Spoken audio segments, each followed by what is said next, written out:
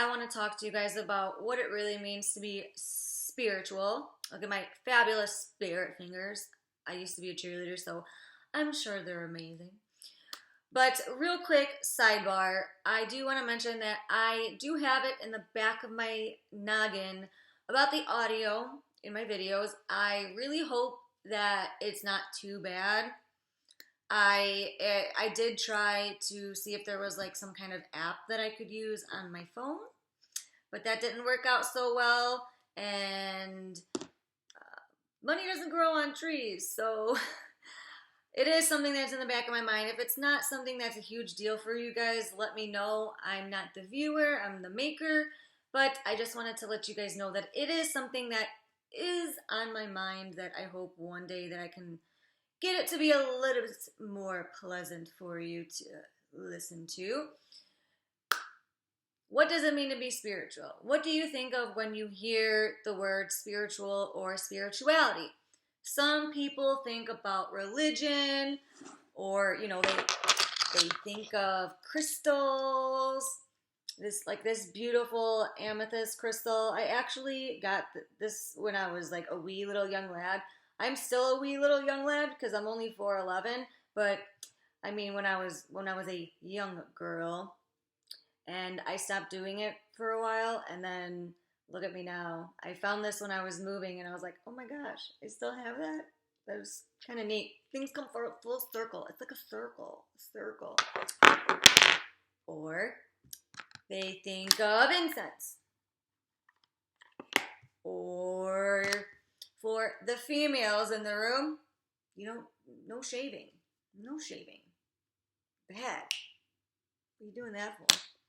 Or vegetarians, or vegans, or tree hugging, or, the hippie types, like, yeah, man, peace. But why, there's another one, tarot cards, that's another big one too. But why do we associate all of these external things to a label that has everything to do with an inner state of being? That's not to say that a spiritual person cannot exhibit these characteristics. Look what I got. But these characteristics alone doesn't necessarily mean that somebody is spiritual. And actually, I found that ego plays a major role for some people that do associate spirituality more with the external things than an inner state of being. So spirituality has less to do with the external and everything to do with the internal.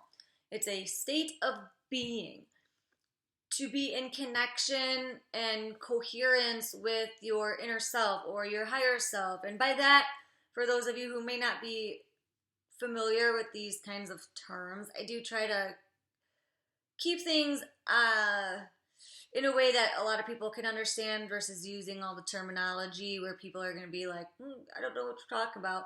Or even some people can be turned off by it just based off of the language that you use. So I try to keep things on a level so where everybody can understand. But there's that common quote that says, if the voice in your head is you, then who's the one listening to it? The thing about this is how often do we as humans explore ourselves outside of our own thinking? And by that, I mean, how often do we question ourselves about ourselves? Our thinking can say, I am, insert fill in the blank, but do we ever ask ourselves anything about the statements that we make about ourselves? If we tell ourselves that we express love to everybody around us, but we never actually say hi to a stranger or tell people that we love them or express love in other ways, how accurate is that statement? How accurate would it be for somebody to say, I always express love whenever I can to those around me? but they never actually or sparingly do it. The truth is it's not that accurate. Humans, we don't like to be wrong, especially when it comes to being wrong about ourselves. And our egos will build up a wall around that false sense of self.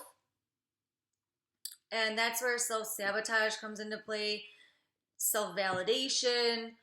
And so we can stay on the hamster wheel of being right about being wrong. For example, like in one of my more recent videos about the cheating, being spiritual means to be connected with ourselves, our spirit, which is what we are in truth, and trying to get ego and our spirit on the same page to our best ability. And kind of by that, what I mean is get your unconscious belief systems, your unconscious thought processes, and get them up there to the surface. Learn the truth about you.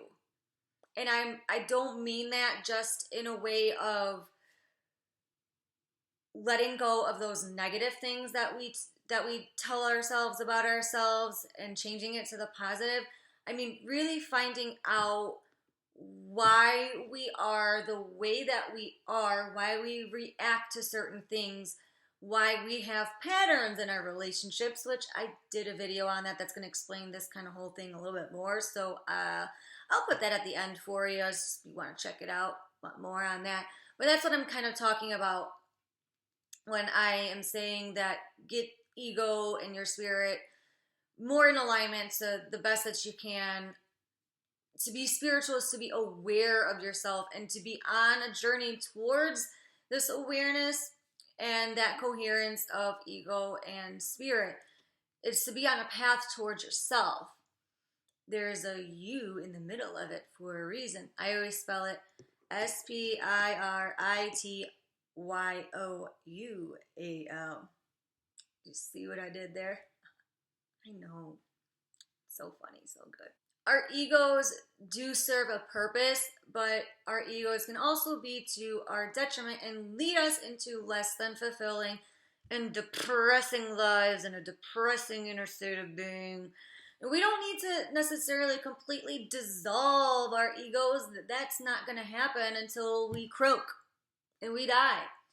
But what we can do is allow our egos to work with us and not against us. And that is another thing about what it means to be spiritual, because in a way it has less to do with the external versus the internal, but it has more to do about the fact that we tend to think that ego's bad and we need to get rid of it, and poo on you, ego, you're horrible. And there's always talk about transcending ego and spirit fingers again. Transcending your ego and stuff like that. And the thing about it is that if you're practicing self-love,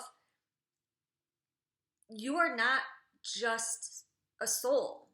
You're also a human being. You have an ego. It's part of what makes you human. So to deny or reject your ego in that way and saying, you're bad, I don't want you, screw you, F off, homie, you're rejecting a part that is also you. So we have two parts. I almost put the wrong finger down first. I almost flipped you guys off. So one, your soul, right? Two, human, ego. So if we reject our ego, we're rejecting a part that still makes us who we are as a whole being. You know, we're all of this. We are all of it. So when we reject our ego and we say that we need to transcend it, and I guess it depends on what somebody's definition of transcend actually means, but to try to completely dissolve it or get rid of it, you're basically saying, I want to get half of what makes me me, and that's not very loving of yourself. So being spiritual has less to do with those internal things and more to do with your inner state of being. I see it a lot online and in different groups where the question will be, it's 11:11 right now, p.m., just FYI. I see it all the time where somebody would say, I want to start a spiritual awakening. I bought crystals and tarot cards and a pendulum and what else do I need to start this journey? And yeah, all of those things are nice, but the number one thing that you need to start your journey is just yourself. So don't focus as much on that external stuff. You don't need to become a vegetarian to be spiritual. You don't need to stop shaving your armpits or stop shaving your legs to be spiritual. You don't need to collect crystals or do tarot cards in order to be spiritual. And in fact, I have found that there's a lot of people who are spiritual and they just don't realize it. It's just that a lot of this external stuff is a part of our journey as a whole, but it is not the focus and it's not the most important aspect of it. Oh, and stop rejecting yourselves when it comes to ego, okay? Okay? Because when you reject your ego, when you dismiss your ego, you are dismissing half of what makes you, you. Alrighty. As always, I am a certified life, relationship, and spiritual coach. I also coach soul connections like twin flames and soulmates. I do a free initial 30-minute discovery session. But if you want to upgrade that session to a full session, you can do so for 50% off. I do have a blog and Facebook pages. I do have a group as well. There's not really that much activity on it right now. I am hoping to build it up. It's called Pursue You Life Support, and I loved the little name and the little logo thing that I made of it, but there's not a lot of stuff on there right now, and I'm still trying to kind of build it up, and with 2 pages and a lot of other stuff to take care of, I don't always get around to the group as much. So if you are interested, make sure you join that too. Everything is down below for you.